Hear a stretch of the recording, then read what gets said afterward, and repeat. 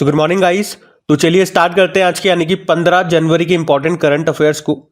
तो इस प्रश्न में पूछ रहे अभी हाल ही में IUCN ने रेड डेटा लिस्ट में मीठे पानी की जैव विविधता के महत्वपूर्ण हॉट स्पॉट के रूप में अभी किसे सूचीबद्ध किया है। तो आंसर होगा पश्चिमी घाट को। तो अभी भारत के 4 जैव विविधता बायोडाइवर्सिटी हॉट स्पॉट में से एक पश्चिमी घाट पर्वत श्रृंखला, जो कि दुनिया के उन 4 क्षेत्रों में से एक है जहां मीठे पानी की प्रजातियां विलुप्त होने की सबसे अधिक खतरे में है। IUCN के खतरे में पड़ी प्रजातियों के रेड डेटा लिस्ट की मीठे पानी की जैव विविधता के महत्वपूर्ण हॉट स्पॉट के रूप में शामिल किया गया है। इसमें इन्होंने ये भी बताया कि दुनिया भर के मीठे पानी की 1/4 प्रजातियों के विलुप्त होने का उच्च जोखिम है। इसमें पश्चिमी घाट मीठे पानी की जैव विविधता संरक्षण के लिए सबसे महत्वपूर्ण क्षेत्रों में से एक है।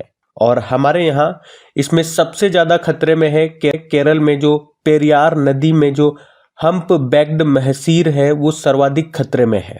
अच्छा, पश्चिमी घाट की अगर हम बात करें, वेस्टर्न घाट की यहाँ बात कर रहे हैं, तो अगर आपसे पूछा जाए पश्चिमी घाट के संरक्षण के लिए कौन सी समिति बनी थी, तो आप आंसर करोगे माधव गॉडगिल समिति। और माधव गॉडगिल से आपको याद आएगा कि अभी इनको चैंपियंस ऑफ अर्थ अवार्ड भी दिया गया था। और पश्चिमी घाट ये यूनेस्को की वर्ल्ड हेरिटेज लिस्ट में भी शामिल है। कब शामिल किया गया था? 2012 में। और पश्चिमी घाट की सबसे ऊंची चोटी अगर मैं पूछूं तो वो कौन सी है? अन्नामुडी है, जो आपको केरल में मिलेगी। और नीलगिरी पर्वत की कौन सी है? डोडाबेटा। जबकि पूर्वी घाट की है महेंद्रगिरी। बाकी IUCN की बात करें, फुल फॉर्म होती है the international union for conservation of nature and natural resources, जिसकी स्थापना होती है 1948 में। हेडक्वार्टर मिलेगा ग्लैंड, स्विट्जरलैंड में।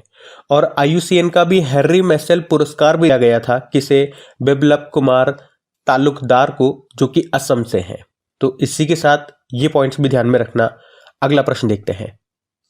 फिर अगले में पूछ रहे हैं कि भारतीय थल सेना दिवस ये कब मनाया जाता है? तो सही उत्तर होगा 15 जनवरी को। तो हर साल 15 जनवरी को भारतीय थल सेना दिवस के रूप में मनाया जाता है। क्यों मनाते हैं 15 जनवरी को ही?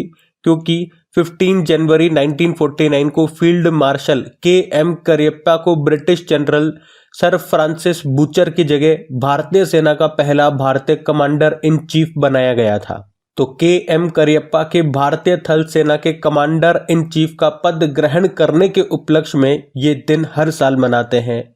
और आपको याद होगा जब ये रिटायर्ड हुए थे तो उस दिन तारीख थी 14 जनवरी। इसीलिए 14 जनवरी को आर्म्ड फोर्स वेटरन्स डे, सशस्त्र सेना भूतपूर्व सैनिक दिवस के रूप में मनाया जाता है, क्योंकि इस दिन KM करियप्पा जी रिटायर्ड हुए थे। वैसे वर्तमान में हमारे आर्मी चीफ कौन है? उपेंद्र द्विवेदी हैं। और इसी तरह से ये भी याद रखना हमारे नेवल चीफ कौन है? दिनेश कुमार त्रिपाठी। और एयर चीफ मार्शल है अमरप्रीत सिंह। ये तीनों के तीनों नए अपॉइंटमेंट हैं, 2024 में ही बने हैं, तो इनको भी ध्यान में रखना। वैसे आर्मी डे तो आपने कह दिया 15 जनवरी को होता है, और नौसेना दिवस 4 दिसंबर को, जबकि एयरफोर्स डे 8 अक्टूबर को होता है। चलो फिर एक बार जनवरी में अभी तक कौन कौन से दिवस हमने मनाए एक बार रिवाइज करते हैं। तो 1 जनवरी को ग्लोबल फैमिली डे, DRDO दिवस भी होता है। 2 जनवरी को वर्ल्ड इंट्रोवर्ट डे। 4 जनवरी को वर्ल्ड ब्रेल डे। 5 जनवरी को नेशनल बर्ड डे। 6 जनवरी इस बार हमने गुरु गोविंद सिंह जी की जयंती के रूप में मनाया, प्रकाश पर्व। और 6 जनवरी को ही विश्व युद्ध अनाथ दिवस। 8 जनवरी अर्थ रोटेशन डे। 9 जनवरी प्रवासी भारतीय दिवस। 10 जनवरी विश्व हिंदी दिवस। 12 जनवरी राष्ट्रीय युवा दिवस।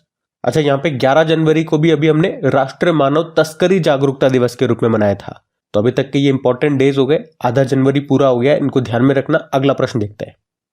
फिर अगले में पूछ रहे हैं कि कौन चांद से पृथ्वी के चुंबकीय आवरण का अध्ययन करने के लिए लेक्सी मिशन लॉन्च करेगा? तो आंसर होगा इसका नासा। देखो, लेक्सी का मतलब होता है lunar environment हेलियोस्फेरिक x-ray imager.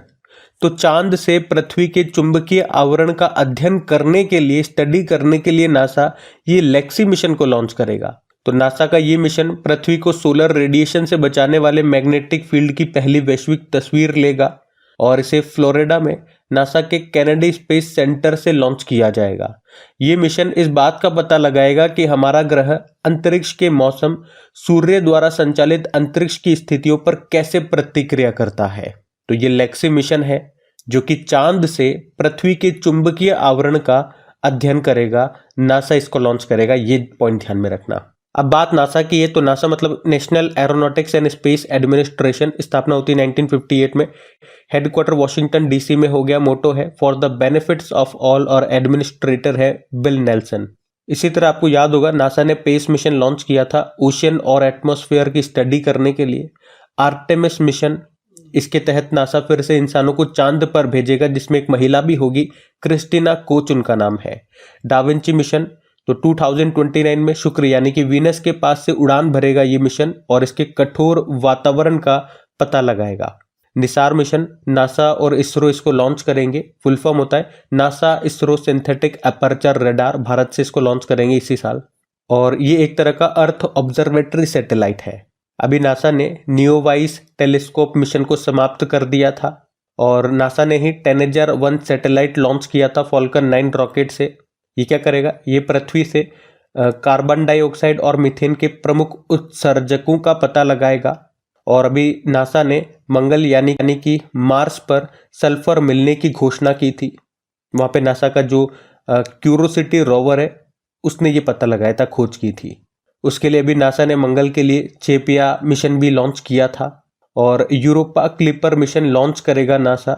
Europa ये जुपिटर का एक उपग्रह है, वहाँ पर जीवन का पता लगाने के लिए है ये यूरोपा क्लिपर मिशन।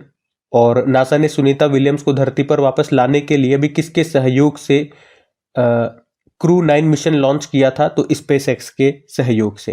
तो नासा इन सब कारण से न्यूज में था, ध्यान में रखना। अगला प्रश्न देखते हैं। फिर अगले में पूछ रहे अभी हाल ही में केंद्र सरकार ने किसे नेशनल हल्दी बोर्ड का पहला अध्यक्ष बनाया है, तो आंसर होगा पल्ले गंगा रेड्डी को। तो अभी केंद्रीय वाणिज्य व उद्योग मंत्री है पीयूष गोयल और अभी इन्होंने हल्दी के नए उत्पादों के विकास और रिसर्च के लिए नेशनल हल्दी बोर्ड लॉन्च किया है और यहाँ पे पल्ले गंगा रेड्डी को इसका पहला अध्यक्ष घोषित किया है। तो ये बोर्ड महाराष्ट्र, तमिलनाडु, आंध्र प्रदेश, तेलंगाना, मध्य प्रदेश, मेघालय सहित 20 राज्यों में फैले हल्दी किसानों के कल्याण पर विशेष ध्यान देगा। और इस बोर्ड का जो मुख्यालय है ये बनाया गया तेलंगाना में। अब यहाँ पे अपॉइंटमेंट वाला प्रश्न है तो कुछ इंपॉर्टेंट अपॉइंटमेंट्स मैं आपको रिवाइज कराऊंगा, लेकिन इससे पहले और क्या क्या प्रश्न बन सकते हैं यहाँ पे। एक तो आपको याद होगा कंधमाल हल्दी के बारे में, इसको जीआई टैग मिला था, ये उड़ीसा की है, याद रखना। और हल्दी के सबसे बड़े उत्पादक राज्यों में अगर बात करेंगे तो महाराष्ट्र, तेलंगाना, कर्नाटक, तमिलनाडु है। हल्दी क्या है, हल्दी एक मसाला है और ये हमें कुरकुमा लौंगा पौधे के तने से प्राप्त होता है। हल्दी में करक्यूमिन नाम का एक रासायनिक केमिकल पाया जाता है जो कि सूजन को कम करता है और हल्दी का जो पीला रंग है वो भी इसी के कारण होता है। इसका साइंटिफिक नेम कुरकुमा लौंगा हो गया। और ये पौधे के किस भाग से मिलता है, तना, या आप कह सकते हो भूमिगत तना। ये पॉइंट जरूर ध्यान रखना। तो याद रखेंगे इस प्रश्न से क्या, नेशनल हल्दी बोर्ड के पहले अध्यक्ष बन गए हैं पल्ले गंगा रेड्डी। ऑप्शन में देखो, पहले वी नारायणन अभी इसरो के हेड बने, भुवनेश कुमार UIDAI के CEO बने और V Ramasubramanian national human right commission के अध्यक्ष बने थे। इसके अलावा कुछ और अपॉइंटमेंट्स हैं वो भी हम रिवाइज करते हैं। बाकी अभी हमने देखा था 5 राज्यों में नए गवर्नर बने थे, जैसे कि आरिफ मोहम्मद खान बिहार के गवर्नर बने, VK सिंह मिजोरम के, मणिपुर के बने थे अजय कुमार भल्ला, हरि बाबू कंभमपति उड़ीसा के बने, केरल के बने राजेंद्र विश्वनाथ अर्लेकर। बाकी राष्ट्रीय मानवाधिकार आयोग के अध्यक्ष ये हमने देख लिया, V Ramasubramanian. United Nation internal justice council के अध्यक्ष मदन लोकुर और यूनाइटेड नेशन जनरल असेंबली के 79th सेशन के अध्यक्ष फिलोमेन यांग है, कमरून देश से है, कैमरून। इंटरनेशनल सोलर अलायंस के अगले डायरेक्टर जनरल बनेंगे आशीष खन्ना, अभी तो डॉक्टर अजय माथुर है। और रेवेन्यू सेक्रेटरी, राजस्व सचिव और फाइनेंस सेक्रेटरी ये दोनों अभी एक ही है, तुहिन कांत पांडे। तो ये भी नाम ध्यान में रखना। अगला प्रश्न देखते हैं। फिर अगले में पूछ रहे अभी हाल ही में दिसंबर 2024 माह के लिए ICC men's player of the month किसे चुना गया, तो आंसर हो जाएगा जसप्रीत बुमराह को। तो अभी भारतीय तेज गेंदबाज जसप्रीत बुमराह को दिसंबर 2024 महीने के लिए ICC men's player of the month चुना गया है। और वहीं महिलाओं में बात करें कि ICC women's player of the month किसे चुना गया, एनाबेल सदरलैंड को, जो कि ऑस्ट्रेलिया की है। और जसप्रीत बुमराह का नाम अभी दिसंबर में भी हमने पढ़ा था। अभी हमने पढ़ा था 200 टेस्ट विकेट पूरे करने वाले ये सबसे तेज भारतीय खिलाड़ी बने थे। बाकी आईसीसी की बात करें, इंटरनेशनल क्रिकेट काउंसिल की, स्थापना होती है 1909 में, हेडक्वार्टर मिलेगा दुबई यूएई में, सीईओ जॉफ एलार्डे से और नए चेयरमैन बन गए भारतीय जय शाह। वैसे आईसीसी हॉल ऑफ फेम में शामिल होने वाली पहली भारतीय महिला पूछेंगे तो डायना एडुल्जी है और दूसरी अभी बन गई नीतू डेविड। तो दोनों का नाम याद रखना। अगला प्रश्न देखते हैं। फिर अगले में पूछ रहे अभी हाल ही में किसने स्पेनिश सुपर कप खिताब जीत लिया है, तो आंसर होगा एफसी बार्सिलोना ने। स्पेनिश सुपर कप 2025 जो कि एक फुटबॉल टूर्नामेंट है जो अभी हुआ कहाँ पे, जेद्दा सऊदी अरब में, और इसको जीत लिया एफसी बार्सिलोना ने। ये इसका 15वां खिताब है, 15वीं बार इसने ये खिताब जीता है। यहाँ पे इसने किसको हराया, रनर अप कौन रहा, रियल मैड्रिड। इसमें सबसे सफल टीम भी अभी तक यही है, एफसी बार्सिलोना की। बस इतना सा ध्यान में रखना है आपको। स्पेनिश सुपर कप टाइटल जीत लिया एफसी बार्सिलोना ने। लेकिन अब मैं यहाँ पे आपको रिवाइज कराऊंगा फुटबॉल से जो भी इंपॉर्टेंट टूर्नामेंट और प्रश्न बने अभी तक एग्जाम में, वो हम देखेंगे। जैसे कि अभी हमने देखा 78 नंबर की संतोष ट्रॉफी 2024-25 हुई, उसको जीत लिया पश्चिम बंगाल ने, केरल को हराया। डूरंड कप 2024 जो हुआ उसका 133वां संस्करण था, गुवाहाटी स्थित North East United football club ने जीता, मोहन बागान को हराया। और under 17 women's world cup 2024 Dominican Republic में हुआ था। ये हमारे लिए इसलिए इंपॉर्टेंट होता है क्योंकि अभी इसके लिए सहायक रेफरी के रूप में मेघालय के रिओह लंगधर को चुना गया था। 48वां कोपा अमेरिका, अभी इसको अर्जेंटीना ने जीत लिया, कोलंबिया को हराया। यूईएफए यूरोपीय फुटबॉल चैंपियनशिप जिसे आप यूरो कप कहते हो, अभी स्पेन ने जीता, इंग्लैंड को हराया। वर्ल्ड फुटबॉल डे 25 मई को मनाते हैं। 2023-24 यूईएफए चैंपियंस लीग को रियल मैड्रिड ने जीता, ये एक स्पेनिश फुटबॉल क्लब है। AFC women's Asian cup 2029 Uzbekistan में होंगे, पहला सेंट्रल एशियन कंट्री है जो इसे होस्ट करेगा। और 2026 वाले ऑस्ट्रेलिया में, ये प्रश्न एग्जाम में आ चुका है। फीफा वुमेन्स वर्ल्ड कप 2027 ये ब्राजील में होंगे। अच्छा, ये जो बिहार पुलिस एग्जाम में जो प्रश्न आया था ना, वो ये वाला था, ये ऊपर लिखा हुआ है, लेकिन ये वाला प्रश्न पूछा गया था। बाकी इंडियन सुपर लीग 2023-24 का खिताब मुंबई सिटी फुटबॉल क्लब जीता, मोहन बागान को हरा करके। उसके अलावा अभी बैलन डी और पुरस्कार 2024 पुरुषों में मिला रोड्रिगो हर्नांडेस को और महिलाओं में एटना बोनमाटी को। और फीफा मेंस वर्ल्ड कप जो 2022 में हुए थे, 22वां संस्करण था कतर में, मैस्कोट लाइव था, अर्जेंटीना ने जीता था, फ्रांस को हराया था। अब जो अगला संस्करण 2026 में होगा 23वां, वो 3 जगह होगा, अमेरिका, कनाडा, मैक्सिको। फिर 2030 वाला मोरक्को, स्पेन, पुर्तगाल। और फिर 2034 वाला होगा सऊदी अरब में। सऊदी अरब उस वक्त यानी कि 2034 में 22वें एशियन गेम्स को भी होस्ट करेगा। और हाँ, इसी साल 2025 में पहले ई स्पोर्ट्स गेम्स को भी होस्ट करेगा सऊदी अरब, ये भी ध्यान रखना। वैसे पूरे विश्व में फुटबॉल को रेगुलेट करने वाली जो बॉडी है वो फीफा है। फीफा की स्टैटिक देखें तो स्थापना होती है 1904 में, हेडक्वार्टर हो गया ज्यूरिख स्विट्जरलैंड में, प्रेसिडेंट है गियानी इन्फिनिटो। कुछ कप्स एंड ट्रॉफीज की बात करें तो Roberts cup, Santosh trophy, Subroto cup, Durand cup, Ashutosh cup, Merdeka cup, Nehru cup, इन सब का संबंध फुटबॉल से है। अगला प्रश्न देखते हैं। फिर आपसे पूछ रहे अभी हाल ही में चर्चा में रही ईरा जादव का संबंध किस खेल से है, तो आंसर होगा क्रिकेट। तो ईरा जादव जो कि मात्र 14 वर्ष की है और अभी अंडर 19 क्रिकेट में 13 शतक बनाने वाली वो पहली भारतीय क्रिकेटर बन गई है। अभी उन्होंने मुंबई के लिए खेलते हुए मेघालय के खिलाफ अंडर 19 वुमेन्स ओडीआई ट्रॉफी में 346 रन बनाए। और इस तरह उन्होंने स्मृति मंधाना का जो ओडीआई अंडर 19 में उनका 224 रन का जो रिकॉर्ड था जो उन्होंने 2013 में बनाया था, उसको इन्होंने तोड़ दिया। ये ईरा जादव पुणे महाराष्ट्र की हैं। तो याद रखना कि अंडर 19 क्रिकेट में 13 शतक बनाने वाली वो पहली भारतीय क्रिकेटर बन गई हैं। अच्छा, इसी तरह से एक प्लेयर के बारे में हमने कल भी पढ़ा था, स्मृति मंधाना के बारे में। वनडे इंटरनेशनल में सबसे तेज 4000 रन बनाने वाली वो पहली भारतीय महिला खिलाड़ी बनी थी। और इसी तरह से स्मृति मंधाना भी एक कैलेंडर ईयर में सबसे ज्यादा शतक लगाने वाली दुनिया की पहली महिला क्रिकेटर भी बनी थी। 2024 में ही इन्होंने ये कारनामा किया, 4 शतक लगाए थे उन्होंने। ठीक है, ध्यान रखना। अगला प्रश्न देखते हैं।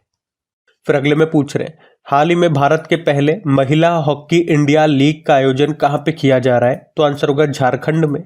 तो पहले वुमेन्स हॉकी इंडिया लीग की शुरुआत ये झारखंड के रांची में जो मारंग गोम के जयपाल सिंह हॉकी स्टेडियम है वहां पर हो चुकी है। अभी 12 जनवरी को ये शुरू हो गया, ये 26 जनवरी 2025 तक चलेगा।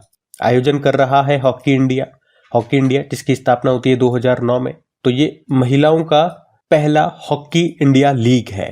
पुरुषों का तो पहले से चला आ रहा है 2013 से ही, उनका लास्ट एडिशन 2017 में हुआ था, 5वां एडिशन था वो, जिसको कलिंगा लेंसर्स ने जीता था, दबंग मुंबई को हराया था उसमें। अच्छा चलो, इसी तरह से हॉकी के भी कुछ प्रश्न हम रिवाइज करते हैं, जैसे कि पिछले साल के सारे इंपॉर्टेंट पॉइंट्स हैं ये हॉकी से संबंधित। जैसे कि सुल्तान अजलान शाह ट्रॉफी जो मलेशिया में हुई थी उसको जापान ने जीता, पाकिस्तान को हराया। FIH hockey 5S women's world cup जो कि कैपिटल मस्कट में हुआ, पहला एडिशन था, नीदरलैंड ने जीता, इंडिया को हराया।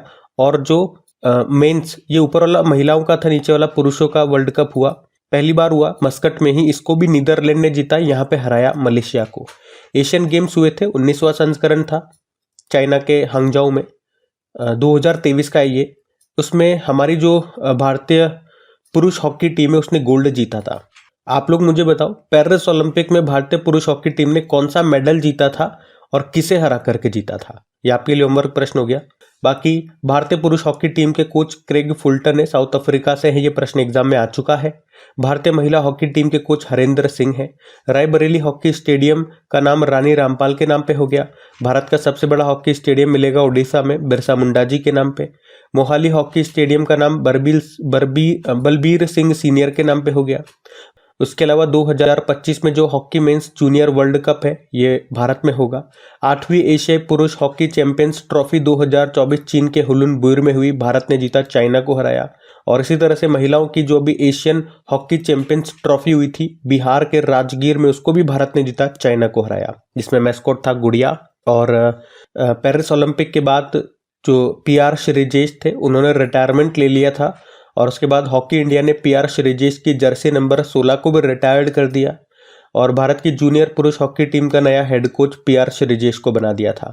14वीं hockey India junior men's national championship 2024 जो पंजाब में हुई थी उसको पंजाब ने जीता, UP को हराया था। उसके अलावा सुल्तान जौहर कप जूनियर हॉकी टूर्नामेंट 2024 में भारत ने ब्रोंज जीता, तीसरे स्थान पर रहा, पहले स्थान पे ग्रेट ब्रिटेन था। 10वां junior men's Asia hockey cup 2024 जो मैस्कट में हुआ, ओमान की कैपिटल मैस्कॉट में, उसको भारत ने जीता, पाकिस्तान को हराया। और जो 9वां junior women's hockey Asia cup 2024 ये भी ओमान के मस्कट में ही हुआ था।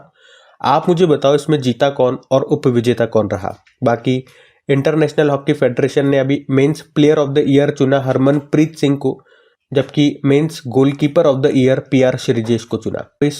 और हॉकी इंडिया लीग 2024-25 पुरुषों की ये इस बार राउरकेला उड़ीसा में होगी, और महिलाओं की हम पढ़ ही रहे हैं ये शुरू हो चुकी है रांची झारखंड में। बाकी इंटरनेशनल हॉकी फेडरेशन की बात करेंगे तो इसकी स्थापना होती है 1924 में, हेडक्वार्टर लुज़ैन स्विट्जरलैंड में है, हेड है मोहम्मद तैयब इकराम। 1928 में भारत इसका सदस्य बनने वाला पहला एशियाई देश बना था। हॉकी इंडिया के अध्यक्ष हैं दिलीप तिर्की। तो एशियन हॉकी फेडरेशन का मुख्यालय कुआलालंपुर मलेशिया में है। कुछ कप्स एंड ट्रॉफीज की बात करें तो अजलान शाह कप हो गया, Aga Khan cup, Dhyanchand cup, Rangaswamy cup, Scindia cup, Ranjit Singh cup, Beighton cup, Indira cup, इन सब का संबंध है हॉकी से। ध्यान रखना। अगला प्रश्न देखते हैं। फिर अगले में पूछ रहे अभी हाल ही में एंटी टैंक गाइडेड मिसाइल जिसका नाम है नाग मार्क 2, इसका सफल परीक्षण किसने किया? तो आंसर होगा DRDO ने। तो अभी DRDO ने ही स्वदेशी रूप से विकसित तीसरी पीढ़ी की fire and forget anti tank guided missile Nag mark 2 का सफल परीक्षण किया। कहाँ पे किया? पोखरण के फील्ड फायरिंग रेंज में। तो इस उपलब्धि ने टैंक रोधी युद्ध में भारत की बढ़ती क्षमताओं को मजबूत किया है। यह है नाग मार्क 2। अच्छा, इसी तरह से एक जोरावर भी आपको याद होगा, ये भी एक टैंक है जिसके भी अभी DRDO ने कुछ समय पहले ही टेस्टिंग की थी, जोरावर उसका नाम है। और अभी हमने कल ही पढ़ा था कि DRDO ने भीषण ठंड में तैनात हमारे सैनिकों के लिए एक नई यूनिफॉर्म लॉन्च की है, उसका नाम हिम कवच रखा है। एक बार फिर हम DRDO की स्टैटिक देखें तो defence research and development organisation full form हो गई। स्थापना होती है 1958 में, नई दिल्ली में मुख्यालय हो गया। चेयरमैन है समीर V कामत, पहले चेयरमैन दौलत कोठारी है। मोटो होता है strength origin is in knowledge बलस्य मूलम विज्ञानम। और बाकी तो और इससे संबंधित जो करंट अफेयर्स के पॉइंट्स थे वो कल मैंने आपको रिवाइज करवा दिए थे। अभी हम अगले प्रश्न की ओर बढ़ते हैं। फिर अगले प्रश्न में पूछ रहे हैं हाल ही में इंडिया एनर्जी वीक 2025 का आयोजन ये कहाँ पे किया जाएगा? तो आंसर होगा नई दिल्ली में। तो इतना सही इसमें याद रखवा, इंडिया एनर्जी वीक 2025 की बात कर रहे हैं, भारत ऊर्जा सप्ताह 2025। इसका आयोजन फरवरी में होगा, 11 से लेकर 14 फरवरी तक। कहाँ पर होगा? नई दिल्ली में, जो यशोभूमि द्वारका है वहां पर। आयोजन करने का उद्देश्य की बात करें तो वैश्विक ऊर्जा संवाद को आगे बढ़ाना और टिकाऊ ऊर्जा भविष्य में अंतर्राष्ट्रीय सहयोग को बढ़ाना इसका मुख्य उद्देश्य है। पहला जो इंडिया एनर्जी वीक है उसका आयोजन 2023 में हुआ था, वो बंगलुरु में हुआ था, जिसका उद्घाटन खुद प्रधानमंत्री नरेंद्र मोदी ने किया था। तो गाइज ये थी आज की आपकी करंट अफेयर्स की क्लास। उम्मीद करूंगा सेशन आपको पसंद आया होगा। बाकी इनकी पीडीएफ आपको मिल जाएगी अपने टेलीग्राम चैनल पे, जिसका लिंक नीचे डिस्क्रिप्शन बॉक्स में है। चलो भी कल के करंट अफेयर्स का क्विक रिवीजन भी कर लेते हैं, फिर हम सेशन एंड करते हैं। तो पहला प्रश्न पूछा था, जोरान मिलनोविक किस देश के राष्ट्रपति फिर से चुने गए? क्रोएशिया। और अभी कश्मीर में जेड मॉड सुरंग या सोनमर्ग सुरंग की उद्घाटन किया मोदी जी ने। इसकी लंबाई कितनी? 6.5 किलोमीटर। डीआरडीओ ने भीषण ठंड में तैनात सैनिकों के लिए अभी नई यूनिफॉर्म लॉन्च की, नाम है हिम कवच। और किस राज्य सरकार ने अभी 12 जनवरी को स्वामी विवेकानंद युवा शक्ति मिशन शुरू किया? मध्य प्रदेश। राष्ट्रीय मानव तस्करी जागरूकता दिवस मनाया 11 जनवरी। और 2026 में सांसदों के अध्यक्षों और पीठासीन अधिकारियों के 28वें सम्मेलन की मेजबानी करेगा भारत। वनडे इंटरनेशनल में सबसे तेज 4000 रन बनाने वाली पहली भारतीय महिला खिलाड़ी बन गई है, कौन? स्मृति मंधाना। टॉम के ट्रैफिक इंडेक्स में भारत का सबसे भीड़ भाड़ वाला शहर बताया गया कोलकाता को। वैश्विक तापमान वृद्धि की 1.5 डिग्री सेल्सियस की सीमा को पार करने वाला पहला वर्ष बन गया है 2024। और आखिरी प्रश्न पूछा था, जूनियर नेशनल कबड्डी पुरुष टीम का खिताब किसने जीत लिया? तो आंसर होगा हरियाणा ने। तो चलो कल का भी होमवर्क प्रश्न देख लेते हैं और सेशन एंड करते हैं। तो कल के वीडियो में पूछा था, फ्रेंच ओपन 2024 में पुरुष एकल का खिताब किसने जीता? तो सही उत्तर हो जाएगा कार्लोस अल्काराज ने। आप सभी ने प्रश्न का बिल्कुल सही उत्तर दिया। अब ये रहा आज का आपका होमवर्क प्रश्न।